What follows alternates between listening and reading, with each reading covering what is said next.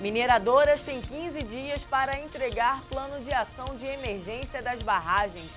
Rede hoteleira do Rio se prepara para receber turistas durante as Olimpíadas.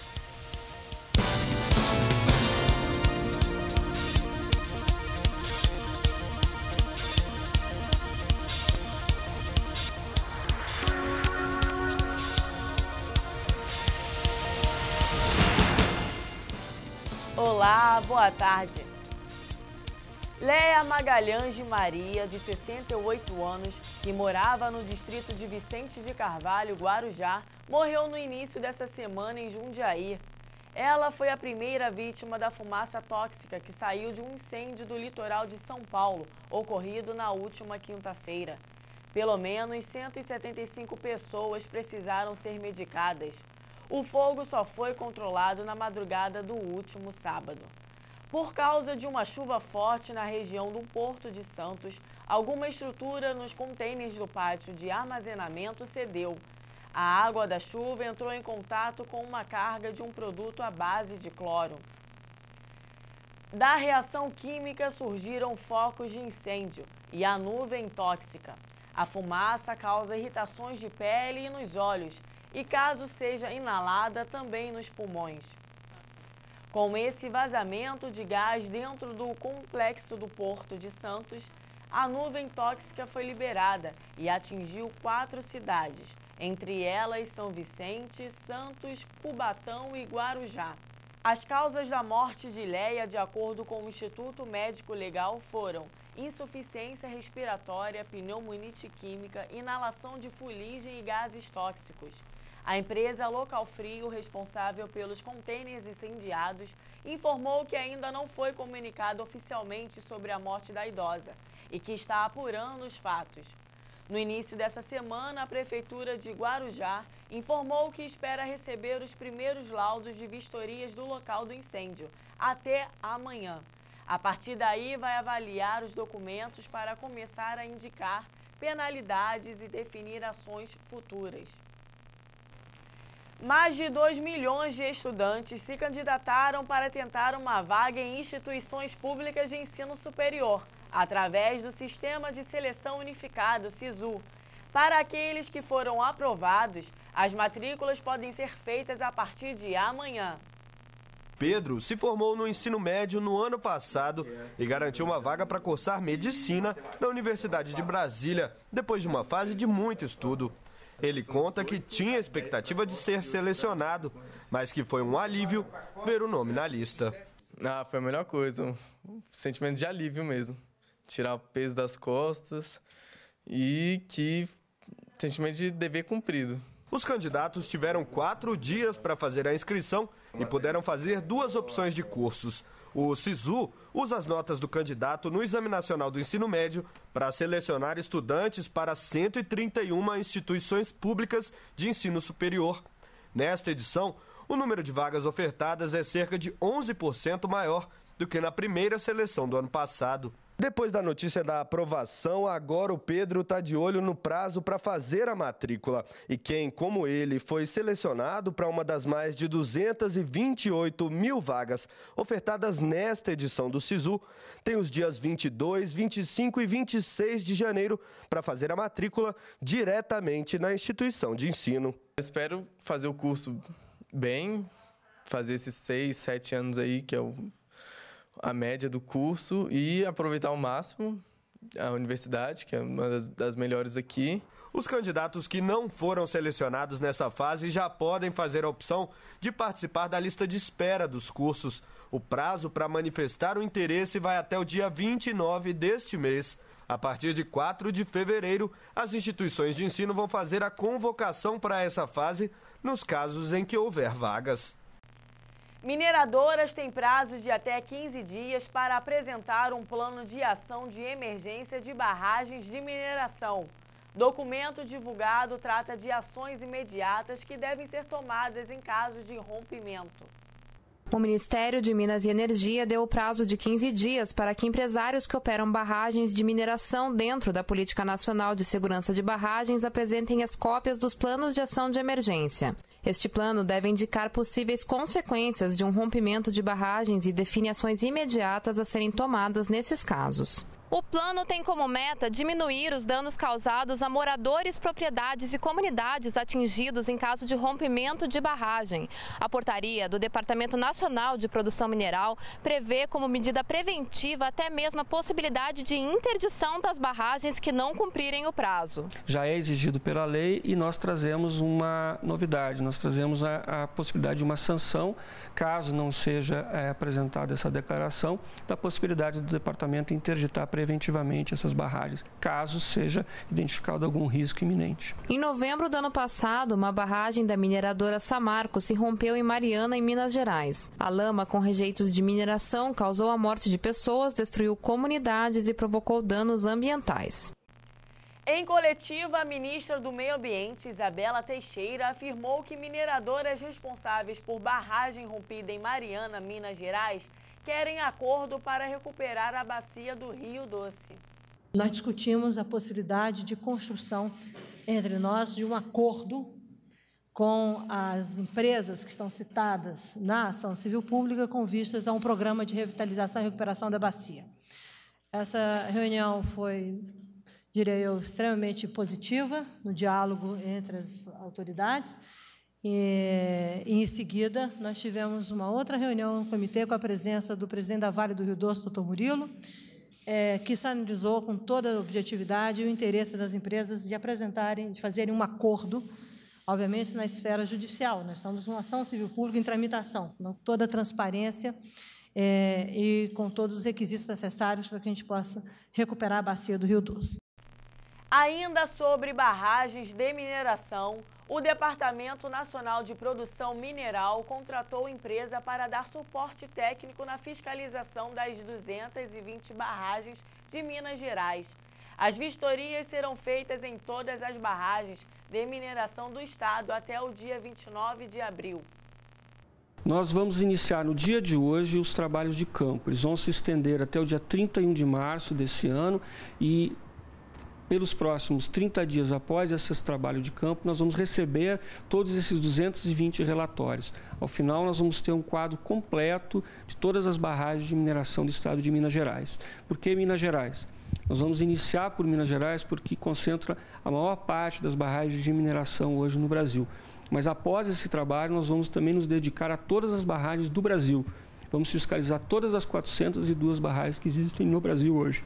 Desde que o Rio de Janeiro foi escolhido para sediar os Jogos Rio 2016, o número de quartos para hospedagem na cidade dobrou. A Embratur espera que os Jogos devam atrair até 500 mil estrangeiros durante as Olimpíadas. Faz 5 meses que André trocou a cidade de São Paulo para trabalhar em um hotel de luxo no Rio de Janeiro. Há uma década atuando no setor hoteleiro, o jovem tem curso de inglês, barman e até sommelier, que capacita para servir vinhos. A vinda para o Rio tem um motivo específico, os Jogos Olímpicos e Paralímpicos. Eu acho que é um momento único, né, para o país, então eu quis vir para cá para poder vivenciar esse momento. Eu que sou formado em hotelaria e sempre trabalhei com hotelaria, eu acho que era o momento certo de estar no Rio, né, e vivenciar isso que acho que ninguém aqui no Brasil sabe como vai funcionar ou como vai ser, né, a atmosfera da cidade, do país nesse momento tão importante. O hotel em que André trabalha foi inaugurado em abril de 2015. Fica a 5 minutos do coração dos Jogos, o Parque Olímpico na Barra da Tijuca, e já está com as reservas lotadas para o período de agosto de 2016. A construção contou com financiamento especial voltado para a ampliação do setor hoteleiro na cidade para atender o evento. Segundo a Associação Brasileira da Indústria de Hotéis, o número de quartos para hospedagem no Rio de Janeiro praticamente dobrou desde que a cidade foi escolhida para sediar as Olimpíadas e Paralimpíadas. Em 2009, eram cerca de 28 mil quartos e a estimativa é que até o início das competições existam em torno de 60 mil quartos na cidade. cidade. A hotelaria no Rio de Janeiro cresce em qualidade e cresce em números. Então, quando existe uma competição saudável entre os hotéis melhoram qualidade de serviço, porque esse é um fator decisivo para o cliente em que hotel decidir. Então, cresce em serviço e oferece tarifas para todos os orçamentos, porque nesses 30 mil novos apartamentos que foram construídos, existem de todas as categorias. O Ministério do Turismo também investe na capacitação dos profissionais das atividades turísticas por meio do Pronatec, o Programa Nacional de Acesso ao Ensino Técnico e Emprego. O Ministério do Turismo, nesse ano anterior, capacitou mais de 100 mil pessoas, não só visando as Olimpíadas, mas visando a melhoria do turismo de um modo geral. Já visando diretamente as Olimpíadas, são mais de 4 mil pessoas que estarão sendo capacitadas, sendo elas donos de bares, de quiosques, com aula de língua estrangeira, aula de Libras. Todo o setor do turismo será atendido com mais de 4 mil vagas atendidas em parceria do Ministério do Turismo com a Prefeitura do Rio de Janeiro, o Governo do Rio de Janeiro e as outras cidades sedes do futebol. Além da ampliação e da capacitação do setor hoteleiro, o governo federal conta com a dispensa de vistos para atrair mais visitantes estrangeiros durante os Jogos. A medida permite que turistas de 4 países, Austrália, Canadá, Estados Unidos e Japão, que antes precisavam do documento para entrar no país, possam utilizar somente o passaporte. A expectativa é que isso aumente em 20% a presença dessas nacionalidades no Brasil.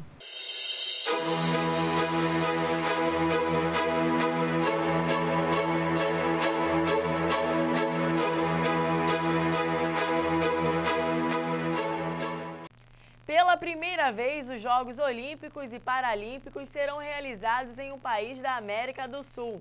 Desde 2009, quando o Brasil foi escolhido como sede dos Jogos, o país se transformou em uma grande potência do esporte mundial. Foi em outubro de 2009, há mais de 6 anos, que o Brasil recebeu a confirmação que sediaria o mais importante evento esportivo do mundo. Rio de Janeiro.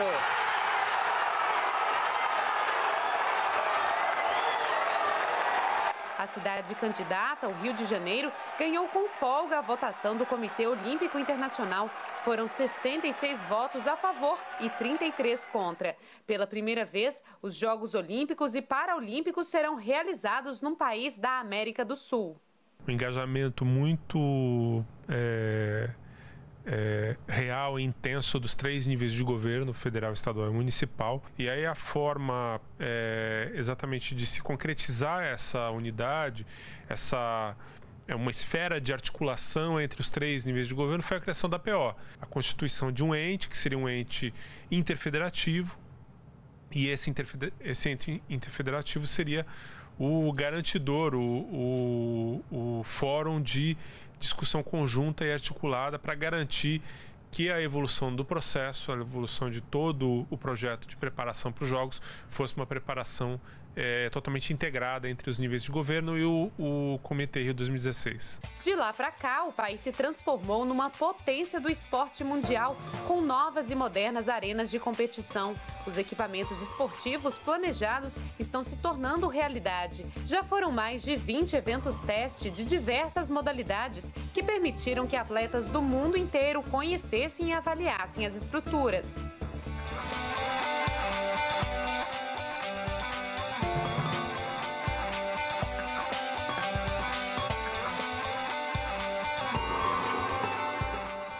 Os equipamentos esportivos para os Jogos possuem cerca de 60% dos recursos vindos da iniciativa privada.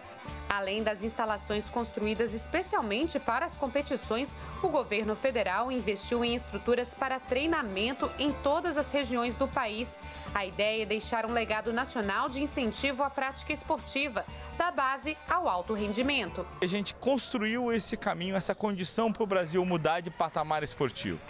Conseguiu como? Conseguiu com novas infraestruturas, e infraestruturas, isso era muito importante para o governo federal, espalhadas pelo Brasil, né? Então vai do Centro Paralímpico em São Paulo, vai do Centro Olímpico do Nordeste, as pistas de atletismo oficiais que a gente já inaugurou em Natal, já inaugurou em São Luís. E há 200 dias do início dos Jogos, algumas estruturas olímpicas já estão em uso pelos brasileiros. O Parque Radical, que fica na região de Deodoro, uma das mais carentes de lazer da cidade, já abriu as portas para a população aproveitar a piscina do circuito da canoagem slalom. A ideia é disponibilizar o espaço até março, quando a estrutura será entregue para a organização dos Jogos. Depois do evento, o Parque Radical, que tem cerca de 500 mil metros quadrados, se transforma no segundo maior parque público da cidade do Rio. A gente usa isso aqui como refúgio, um lugar onde a gente pode curtir em paz, a gente pode curtir com alegria e a gente sem se preocupar, né, em segurança com isso. Graças a Deus a gente tem esse complexo lindo e maravilhoso aqui. Os Jogos Olímpicos e Paralímpicos vão durar juntos 30 dias, mas desde já o país sede do esporte mundial já sente as mudanças trazidas pelo mega evento. Por agora, mesmo com as obras em dia, os envolvidos na organização da competição não descansam. Nós temos pouco tempo, ainda muitas atividades em desenvolvimento, muitas entregas acontecendo. Nos tranquiliza o fato de que as obras estão todas num nível de evolução muito alto. Todo o Parque Olímpico da Barra com 95% de evolução, as principais instalações prontas.